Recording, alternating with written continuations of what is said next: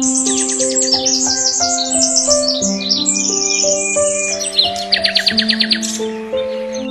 कहानी है एक बहुत बड़े राजा के राज्य की, जिसका नाम था हरिश्चंद्र।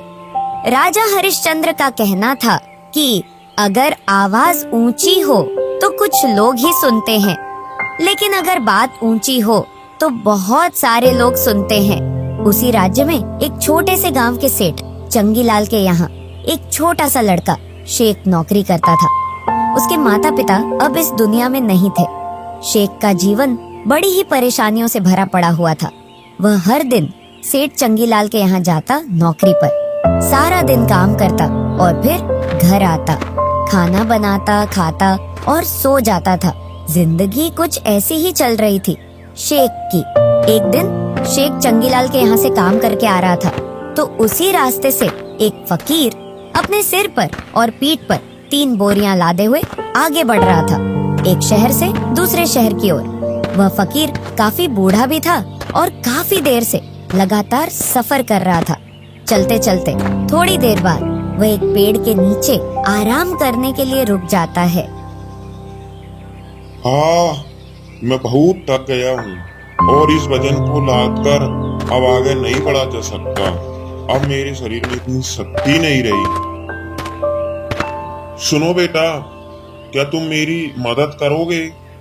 और मैं तुम्हें मदद करने के बदले 5 स्वर्ण मुद्राएं भी दूंगा। अब मेरे शरीर में इतनी शक्ति नहीं रही जिससे कि मैं इन बोरियों को उठाकर आगे बढ़ सकूं। तुम मेरी एक बोरी अपने साथ ले चलो और मुझे दूसरे शहर तक छोड़ आओ। अरे कोई बात नहीं बाबा, आप कैसी बात कर रहे हो? मैं आपकी जरूर मदद करूंगा। कहिए आपको किस शहर में जाना है? इतना बोलकर एक बोरी शेख उठा लेता है और 2 बोरी फकीर बाबा उठा लेते हैं। तभी अचानक से शेख को एहसास हुआ। शेख के यह सब सोचते सोचते उसका गांव निकल चुका था और वह एक सुनसान रास्ते पर आ गए थे। वह रास्ता एक भयानक जंगल से होता हुआ गुजर रहा था। जब वे दोनों जंगल से गुजर रहे थे तभी शेख फकीर से कहता है, बाबा, आप इन बोरियों में ऐसा क्या ले जा रहे हैं जो इतनी भारी हैं? कुछ नहीं बेटा, इस बोरी में बस तांबे के सिक्के हैं, इसीलिए इस बोरी में बहुत वजन है। शेख बाबा फकीर की यह सब बात सुनकर मन ही मन सोचने लगता है। लगता है बाबा कोई व्यापारी है जो इतने सारे सिक्के ले जा रहा है। लेकिन मुझे क्या करना ये सब जानकर? मुझे तो सिर्फ इन बोरियों को इस शहर से उस शहर तक छुड़वा कर आना है। जैसे ही उसके मन में तांबे के सिक्के का ख्याल आया तो उसने यह सोचकर उस ख्याल को अपने मन से निकाल दिया और बिना कुछ दिमाग लगाए आगे की ओर चलता गया। चलते चलते बहुत समय बीत गया और अब वे दोनों एक नदी के किनारे जा पहुँचे। बाबा, हमें ये नदी पार करनी पड़ेगी, तभी जाकर हम उस शहर की ओर आगे बढ़ पाएंगे। हाँ बेटा, तुम सही बोल रहे हो। हमें इस नदी को पार करना ही होगा, तभी हम आगे बढ़ पाएंगे। इतना बोलते ही शेख नदी के उस पार पहुंच जाता है एक बोरी को लेकर। शेख को नदी पार करना भली भांति आता था। बाबा, आप भी इस नदी को पार करके इस किनारे आ जाइए। लेकिन बेटा, जैसा कि तुम्हें पता ही है, अब मेरे शरीर में इतनी शक्ति नहीं रही कि जिससे मैं इन 2-2 बोरियों को लादकर इस नदी को पार कर सकूं। बेटा, मैं ये नदी पार नहीं कर सकता। अगर मैं इस नदी में गिर गया तो मेरा क्या होगा? बेटा, क्या तुम मेरी एक और बोरी ले सकोगे? उसके बदले में मैं तुमको 5 और स्वर्ण मुद्राएं दूंगा। नहीं बाबा, आप मुझे ये बोलकर क्यों शर्मिंदा कर रहे हो? अगर आप मुझे 5 स्वर्ण मुद्राएं ना भी दें तो भी मैं आपको इस नदी को पार करा लूंगा और मैं आपको उस दूसरे शहर तक पहुंचाऊंगा। बेटा, तुम तो बड़े ही भले इंसान लग रहे हो जो तुम मेरी मदद कर रहे हो। बेटा, मैं इस रास्ते पर और नहीं चल सकता।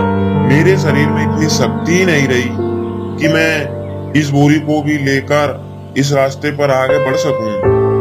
मैं तुम्हें 5 और स्वर्ण मुद्राएं दूंगा। तुम मेरी इस एक और बोरी को ले चलो और मुझे ये रास्ता पार करा दो। लेकिन तुम्हें इस बात का भी विशेष ध्यान रखना होगा कि ये बोरी गलती से भी गिरनी नहीं चाहिए।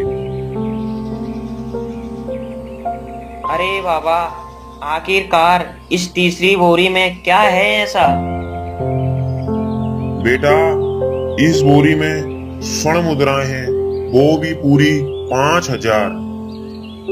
इतना सुनकर शेख मन ही मन बहुत प्रसन्न होता है और तुरंत वह तीसरी बोरी भी फकीर बाबा से ले लेता है। फिर वे दोनों उस शहर की ओर आगे बढ़ने लगते हैं। अब फकीर बिना वजन के आसानी से आगे बढ़ रहा था, जबकि शेख भारी वजन होने की वजह से बाबा के साथ धीरे धीरे चल रहा था। लेकिन उसकी खुशी का कोई ठिकाना नहीं था। जब से उसने फकीर के मुख से सोने की स्वर्ण मुद्राओं से भरी उस बोरी के बारे में सुना था, वह रास्ता उसे कुछ भी नहीं लग रहा था। उसका मन उछाल मार रहा था। अगर इस बाबा का सारा धन मुझे मिल जाए तो मेरा सारा जीवन आसानी से निकल जाएगा। और वैसे भी अब ये बाबा बूढ़ा हो चुका है, इन्हें इतने सारे धन की क्या जरूरत है। इनका जीवन तो वैसे भी कट ही चुका है लगभग। अब मेरे पास एक ही रास्ता है कि मैं इस सारे धन को लेकर भाग जाऊं। शेख के मन में लालच की वजह से अनगिनत विचार उमड़ रहे थे। लालच उसके दिमाग पर पूरी तरह हावी हो गया था और उसका मन सारे धन को लेकर भाग जाने के लिए तरह तरह के विचार उसके अंदर ला रहा था। लगता है ये बाबा कोई बहुत बड़ा चोर है जो इतना सारा धन चुरा कर उस शहर को छोड़कर दूसरे शहर की तलाश में जा रहा है। अगर ये कोई व्यापारी या इस धन का मालिक होता तो इस तरह पैदल यात्रा थोड़ी करता, वो भी एक जंगल से होते हुए। लगता है ये बाबा वाकई चोर है और एक चोर से चोरी करने में भला क्या ही बुराई है। इतना सोचते सोचते शेख तेजी से आगे बढ़ रहा था और देखते ही देखते वह फकीर बाबा से काफी आगे निकल गया। थोड़ी देर बाद शेख बाबा की आंखों से ओझल हो गया और वह फकीर बाबा शेख को वहां देख रहा था। इस धन से मेरी सारी गरीबी दूर हो जाएगी और मुझे सेठ चंगीलाल के यहाँ नौकर की तरह नौकरी भी नहीं करनी पड़ेगी। मेरे पास अब बहुत सारा धन होगा। शेख और तेजी से चलने लगा और बाबा की आंखों से ओझल हो गया। बाबा को धोखा देकर वह वापस अपने घर की ओर लौट आया। उसकी खुशी का कोई ठिकाना नहीं रहा। अरे, अब उस बाबा से तो पीछा छूट गया है। क्यों ना अब जल्दी जल्दी से इन बोरियों को खोल लूं और अपना सारा धन निकाल लूं। इतना सोचते सोचते उसने पहली बोरी खोली तो उसमें लोहे के जंग लगे हुए बहुत सारे सिक्के निकले। यह सब देखकर उसे यकीन नहीं हो रहा था। बाबा ने तो कुछ और ही कहा था। यह सोचते सोचते शेख ने दूसरी बोरी भी खोली और उसमें भी उसे वही लोहे के जंग लगे हुए सिक्के मिले। यह सब देखकर शेख सोचने लगा, यह सब क्या हो रहा है मेरे साथ? उस बाबा ने तो कुछ और ही बोला था। इतना सोचते सोचते उसने वह सोने की स्वर्ण मुद्राओं वाली बोरी खोली, लेकिन उसमें भी वही लोहे के जंग लगे हुए सिक्के निकले। यह देखकर शेख बहुत ही क्रोधित हो गया फकीर पर। उस फकीर बाबा ने मुझसे झूठ क्यों बोला? मुझसे ऐसा क्यों कहा कि एक में स्वर्ण मुद्राएं हैं और एक में चांदी के सिक्के और एक में तांबे के सिक्के? वह इतना सोच ही रहा था, तभी उसकी नजर उन सिक्कों पर पड़े एक पत्र पर पड़ी।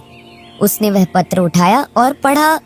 उसमें लिखा था, यह पूरा नाटक एक सच्चे व ईमानदार व्यक्ति की खोज के लिए रचा गया एक नाटक है।